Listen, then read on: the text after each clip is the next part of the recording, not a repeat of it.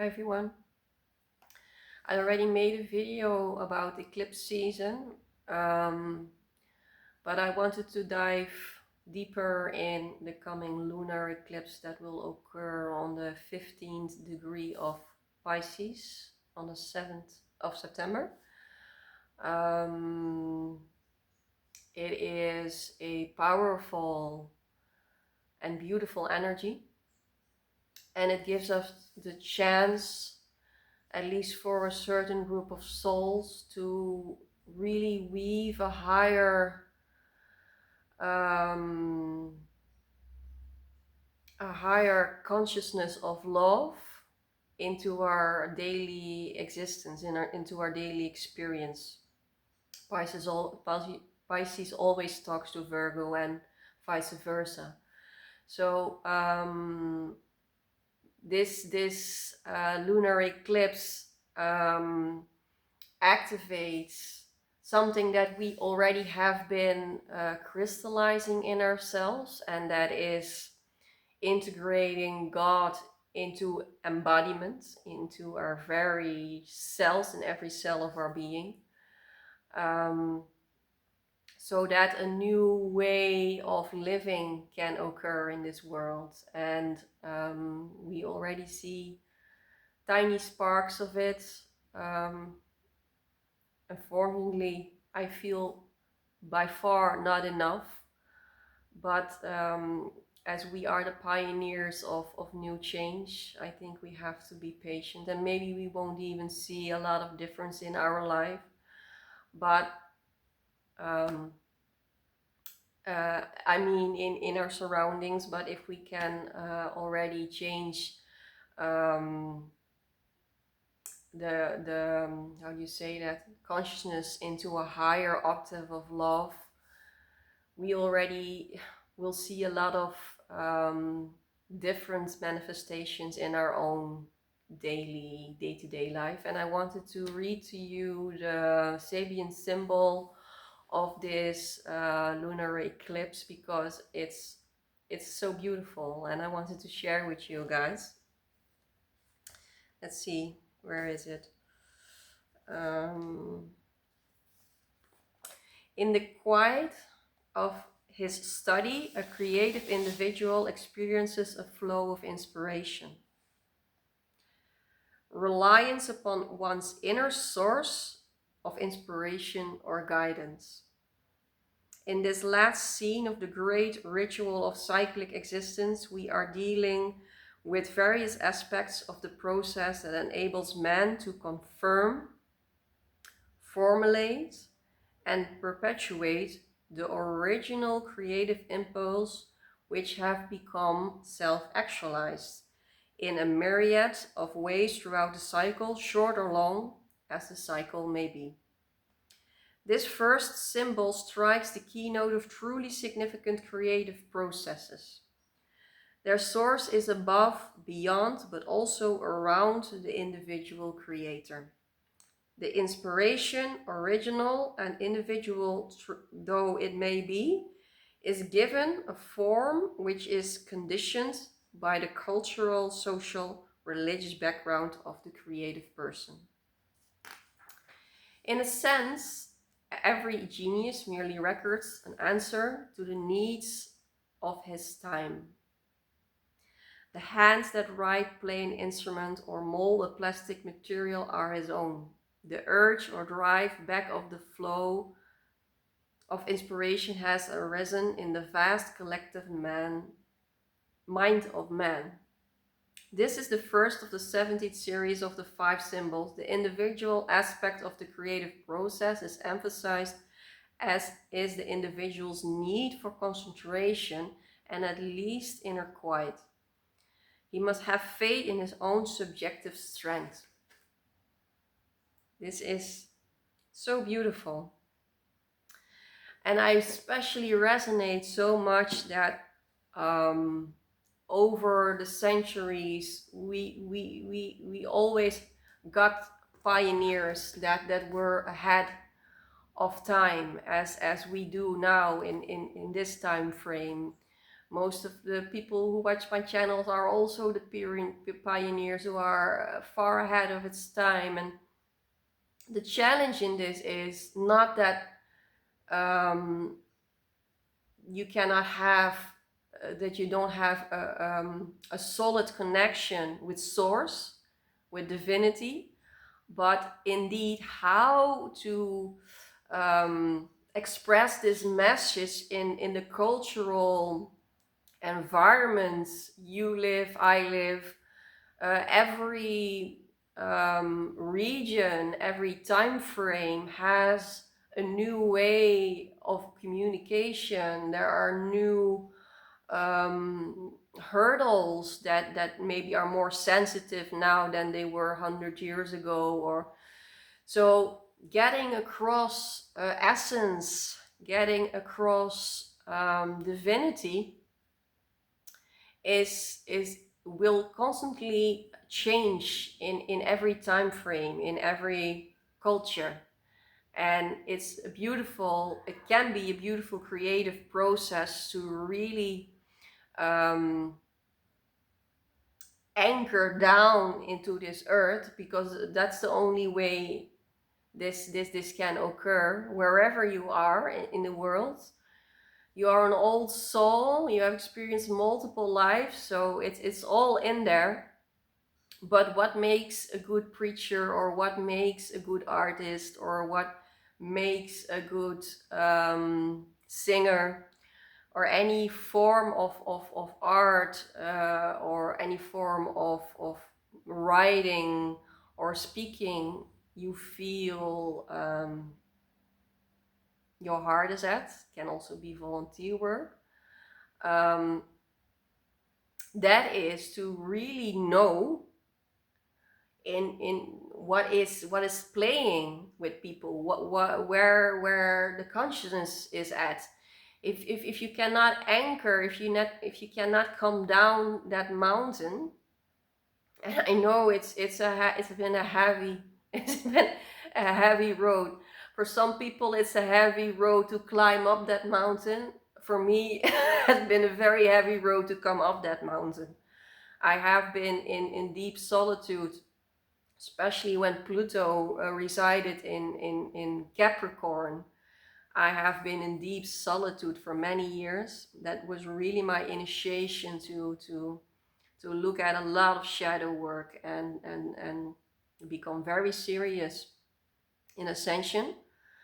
And I feel now, for me, is the calling to come down that mountain and to anchor divinity in every cell of my body and in my surroundings, as also the Sabian symbol states. It's not only inside of your own body, it's a whole the whole energy field we're connected to.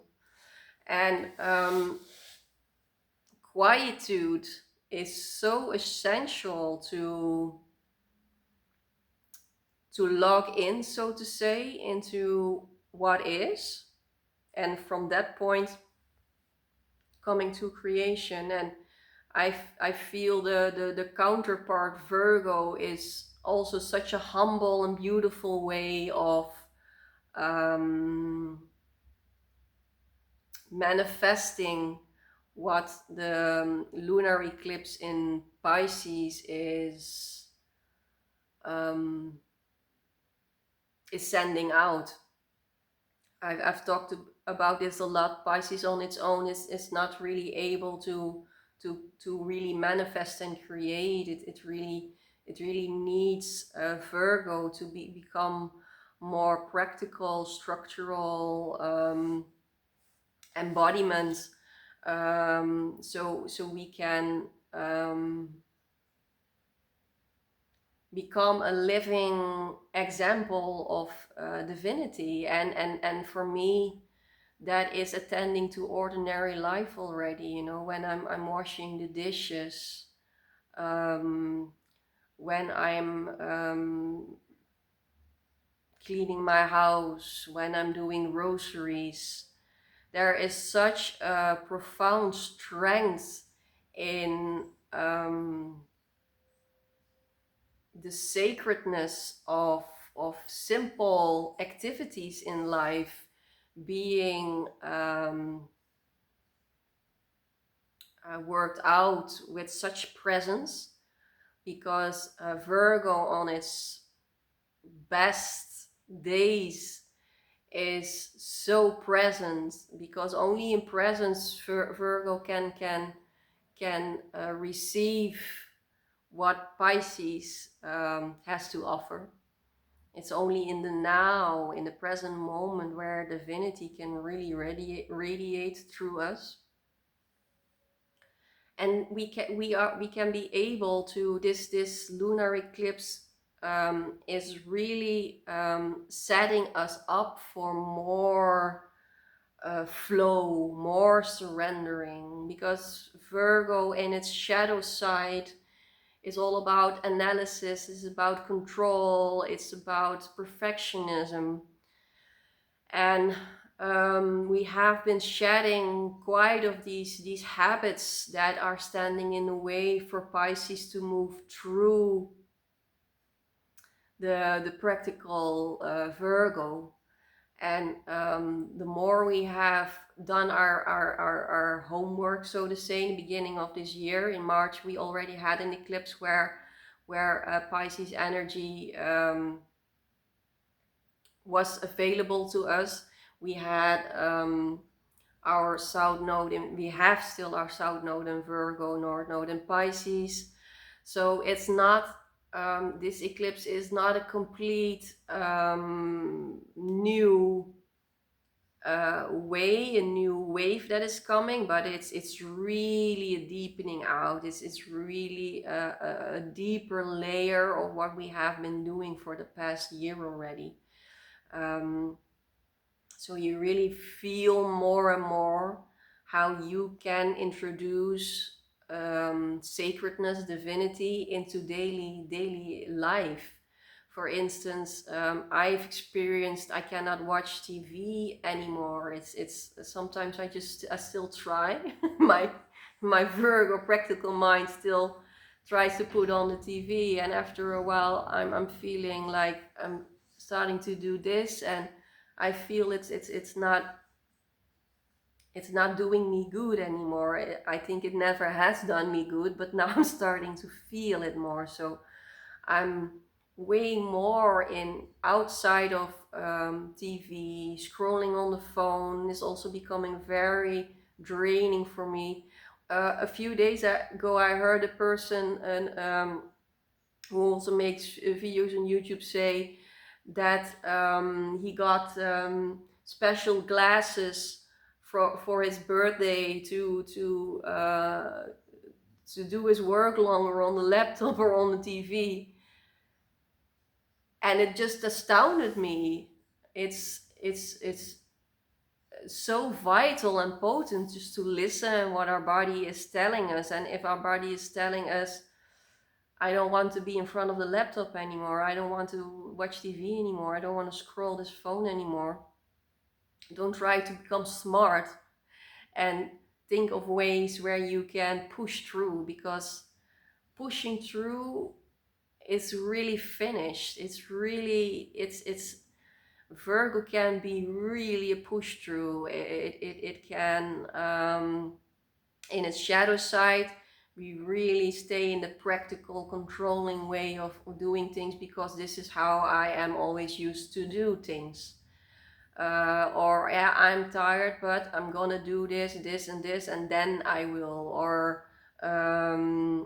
I shouldn't be watching TV anymore, but I want to see the end of the movie or whatever. That pushing through, it's not gonna work for us anymore. So if you are feeling that you're still wrestling with it, the wrestle will become harder and harder, because Pisces, and this lunar eclipse is a very strong cut ending of what we have been working with for multiple years. So it's not just an ending, it's not just a lunar eclipse. This is an ending because it's also speaking in relation to Saturn, and Neptune is also entering Pisces soon.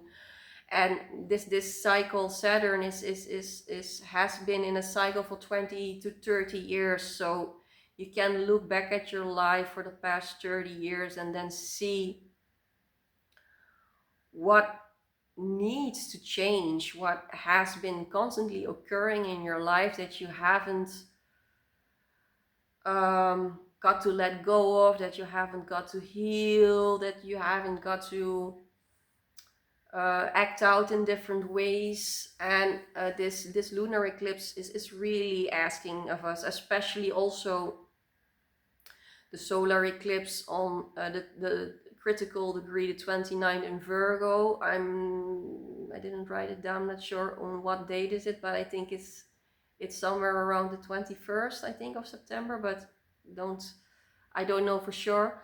But that critical degree of Virgo is really letting us end certain ways of doing, certain habits,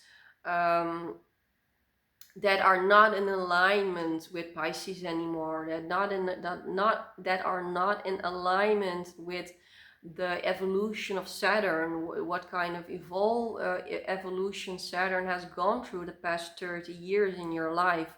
And now it's saying, okay, it's now retrograding into Pisces, and it will re-enter Aries together with Neptune. I believe it's somewhere in February. So the coming months, we get a final glance at what it is we are still holding on to, in which divine flow is not completely able to run the show in our lives, so to say. We will get a very clear response to this the coming couple of months. And I also feel, this is a bit of a side note, but I think that is so beautiful, that because also Neptune is ending a cycle, and Neptune is also entering Aries again, and we will have a really, the rebirth. Neptune is the highest octave of love. Venus is more the ego octave of love, so to say, the duality octave of love. Neptune is really about unconditionality. It's about oneness. It's about unity. And I sense so strongly that our way of loving, our way of love is going to change profoundly the coming years. The way we have this conformity in marriages, in how love, romantic love is played out. I feel very strongly that the obsession that a lot of people in this time frame are still, and the past centuries were in, about a love being in a romantic form is becoming less and less of importance, because we are becoming embodiments of divinity. And for feeling, no, I'm not saying that right, but how do you say that? There will be a lot of fulfillment in just like-minded souls resonating with one another, having beautiful interactions with people, having a soul family, a soul group, a soul community around us, that will feed us in a way that is even more profound. Then I'm not saying that a romantic relationship cannot be beautiful, but it became such a toxic, disabled form. And this is really a new time where we can put things in perspective about how do I want to create going forward. What do I want my life to be about? Is it going to honor essence? Is it going to honor natural flow? Or Are we still wanting to perpetuate the emptiness that is there because of all of the things we didn't get in our childhood, because all of the traumatizations? Are we going to perpetuate that? And we see that a lot of in relationships, needing a relationship, wanting a relationship to fill up that void inside of us. Sexuality is also one of them. Most cases, people who are active in sex are more how do you say that, filling up a void that is there for already centuries upon century upon century. And I'm not saying that sex cannot be a sacred communion, but that's already completely different. It's a higher octave of love. If we are able to collide Shakti and Shiva in a divine marriage with each other in our inner, and that is the ultimate fulfillment, so to say, then whatever will come on our path is not a trade, you know, it's not a business transaction. And currently almost all relationships I see out there are all about business transitions. It's trades, I mean business trades. It's making me sick to my stomach. It's become so toxic. So we are able to pioneer and ripple out a new way of being, and by embodiment. And that is what Virgo ultimately is all about. So I leave you guys with this, and hope you are doing well.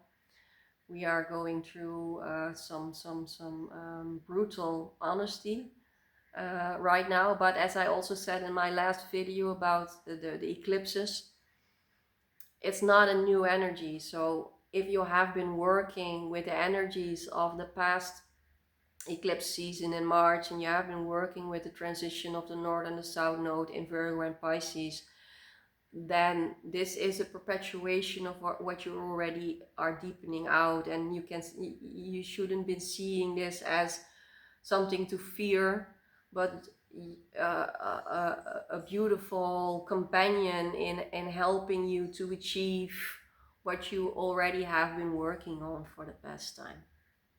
Much love.